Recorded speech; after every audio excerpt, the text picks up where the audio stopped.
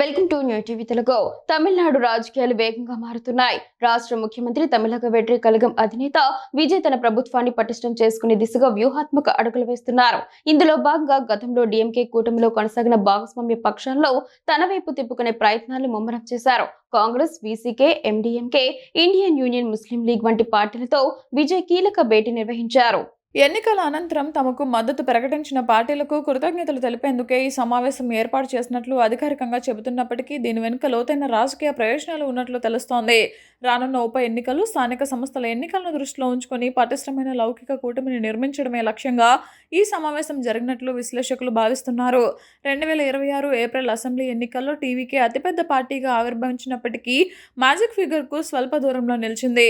ఇతర పక్షాల అండతో ప్రభుత్వాన్ని ఏర్పాటు చేసిన విజయ్ ప్రస్తుతం తన అధికారాన్ని సుస్థిరం చేసుకునే పనిలో నిమగ్నమయ్యారు. మరోవైపు అన్నాడీఎంకే నుంచి వలసల పరంపర కొనసాగుతోంది. తాజాగా కరూర్ ఎమ్మెల్యే, మాజీ మంత్రి ఎంఆర్ విజయభాస్కర్ తన పదవికి రాజీనామా చేసి టీవీకేకు మద్దతు ఇచ్చేందుకు సిద్ధపడటం రాజకీయంగా ప్రాధాన్యం సంతరించుకుంది. కొత్త ప్రభుత్వం కొలువుదీరినప్పటి నుంచి అన్నాడీఎంకేను వీడిన 6వ ఎమ్మెల్యే ఈయనే కావడం విశేషం. తాజా పరిణామంతో అసెంబ్లీలో ఆ పార్టీ బలం మరింత క్షీణించింది. రాష్ట్రంలోని ప్రస్తుత రాజకీయ పరిణామాలపై డీఎంకే అధ్యక్షుడు, మాజీ ముఖ్యమంత్రి ఎంకే స్టాలిన్ తీవ్రస్థాయిలో ధ్వజమెత్తారు.